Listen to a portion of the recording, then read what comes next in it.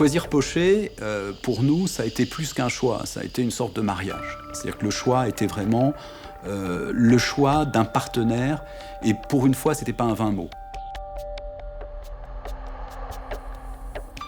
Je pense qu'on a des similitudes avec Pochet parce que nous sommes une maison familiale. Chez Pochet, il y a aussi cet aspect ancestral du travail bien fait. La verrerie a commencé, je crois, au début du XVIIe siècle, donc c'est une vieille histoire. Ce sont des compagnons, les gens qui font le verre. Et ces éléments sont tout à fait en phase avec la philosophie de Janel.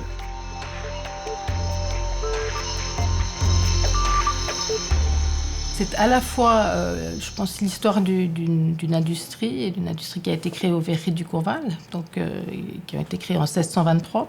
Et puis, parallèlement, c'est aussi l'histoire d'une famille, la famille Pochet. Et en fait, leur histoire s'est rencontrée, et c'est la naissance du groupe.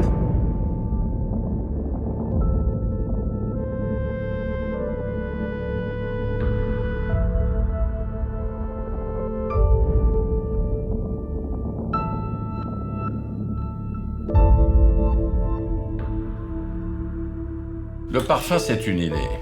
Cette idée, elle va donner lieu à un projet qui va se caractériser, se matérialiser par un flacon, par un jus et par un nom. Fondamentalement, notre métier, c'est la création.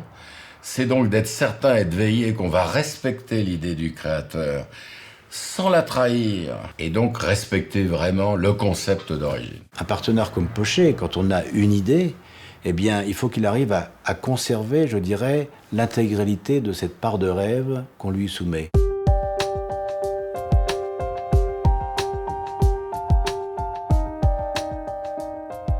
I think Pochet brought to the industry a sense that interesting, creative designs of bottles could be imagined, that you could dream of things that had never been done before, and in fact, they could be done.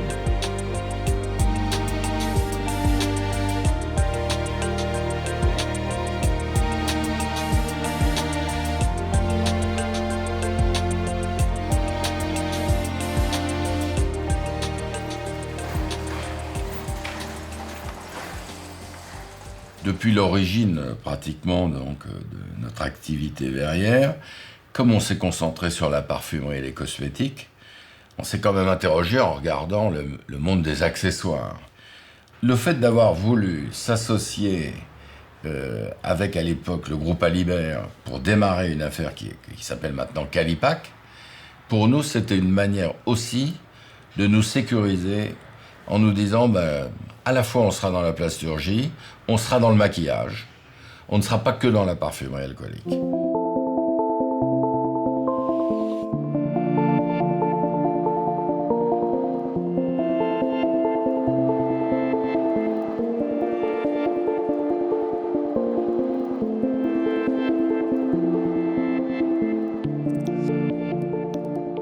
Donc 2011, une année assez particulière pour le groupe du point de vue de la croissance et des acquisitions, avec une acquisition majeure qui est Solève. Il y a des décors qu'on ne maîtrisait pas, des techniques qu'on ne maîtrisait pas. Solève les maîtrisait, ils ont rejoint le groupe, c'est un excellent complément et on est bien dans la logique stratégique du groupe.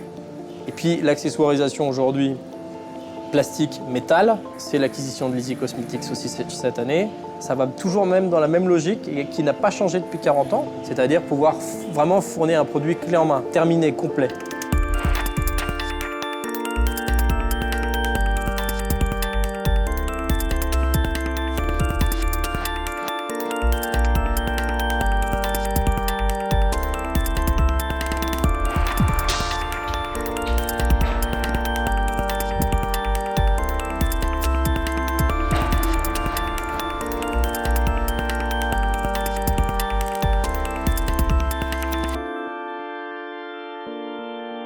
On a eu Hugo Elements, qui était un grand succès, un lancement qui date de plusieurs années, où on a travaillé avec Pochet et Calipac ensemble. Plus récemment, on avait aussi l'exemple du Gucci Guilty, le parfum qu'on a lancé avec Pochet et Calipac.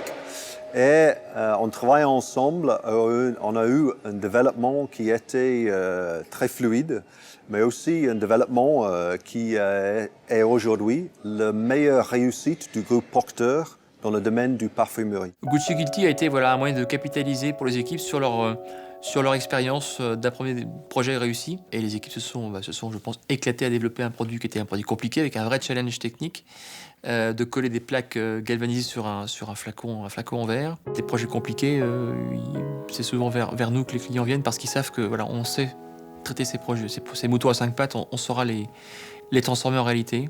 C'est probablement un des produits qui marquera, je pense, l'histoire à la fois des sites et de la collaboration avec ce client important qu'est Procter & Gamble. C'est une réussite actuelle qui montre les compétences et les potentiels du groupe Procter s'ils rassemblent toutes les unités ensemble.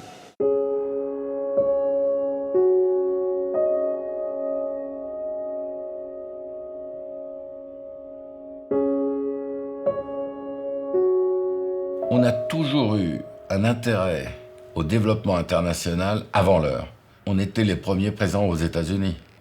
La filiale Porsche of America a réalisé un chiffre d'affaires considérable dans les parfums, a contribué au développement des plus grandes marques de l'époque qui se bagarraient avec les grandes marques françaises. Porsche is definitely an international company, and through the years, Porsche developed its reputation despite being French. We've seen all sorts of expansion into the Far East and into South America. They've expanded through acquisition, through technology, and we've been the great beneficiaries of that, certainly as clients. En France, en Chine, aux États-Unis, au Brésil. Donc l'entreprise a continué à se développer sur ce terrain-là. Plus récemment au Brésil, avec une acquisition en 2009, avec Ipel qui a rejoint le périmètre Calipac. Être capable de suivre les grands groupes, parce que ce sont eux aussi qui nous amènent à l'étranger, et de garder l'âme aussi de notre métier depuis 40 ans, avec des parfums de niche, avec des marques très très haut de gamme, des choses un peu hors du commun.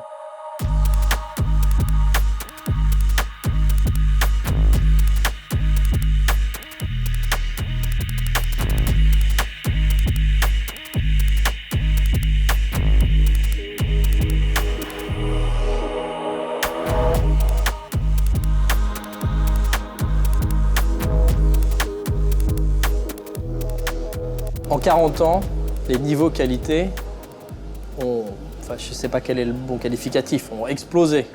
C'est-à-dire qu'on n'accepterait rien de ce qu'on fabriquait il y a 40 ans. On ne peut pas être un des grands leaders du luxe et se retrouver avec un niveau d'exigence qui ne soit pas à la hauteur de la marque que l'on défend. Ça va être le bruit que va faire un capot qui se referme sur un flacon. Ça va être l'écart qu'il va exister entre un bouchon et le flacon. Le fait qu'on ait une tolérance qui soit parfaitement contrôlée. Cette exigence de qualité, cette excellence dans la réalisation, eh bien, ça ne peut se faire qu'avec des partenaires qui ont aussi cette même compréhension. Donc pour nous, c'est extrêmement important. J'ai posé la question, j'ai dit, mais pourquoi vous choisissez Pochet? La réponse, c'était de dire, on sait que Pochet a la plus grande potentialité pour arriver à atteindre ces niveaux de qualité cibles que nous nous sommes fixés.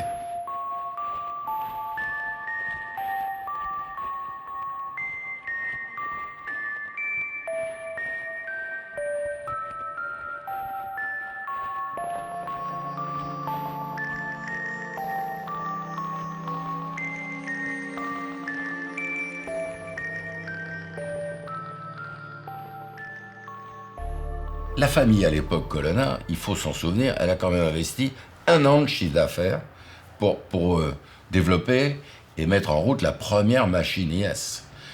Donc c'était quand même un pari risqué, mais sans ce pari-là et sans cette démarche d'automatisation, jamais on n'aurait pu servir le développement de nos clients leaders. C'est comme si aujourd'hui on décidait d'investir d'un seul coup en 1 an, en une fois, 200 millions d'euros.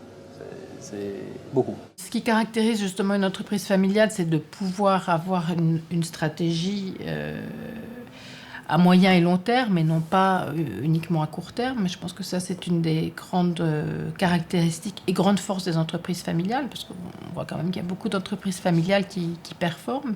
Et c'est justement cette continuité dans la politique de l'entreprise. Dans 40 ans, on fêtera les 80 ans du site de Guimerville, c'est-à-dire que je suis certain que le site de Guimerville sera toujours là.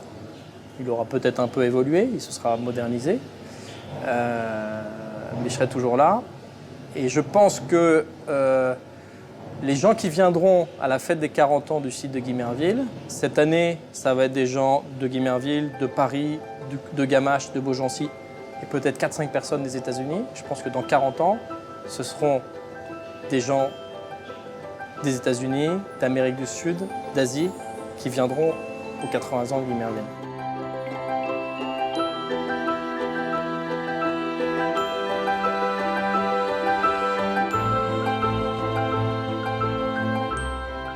En un mot, vous me dites, en un mot, ne pas se satisfaire d'aujourd'hui, offrir mieux demain.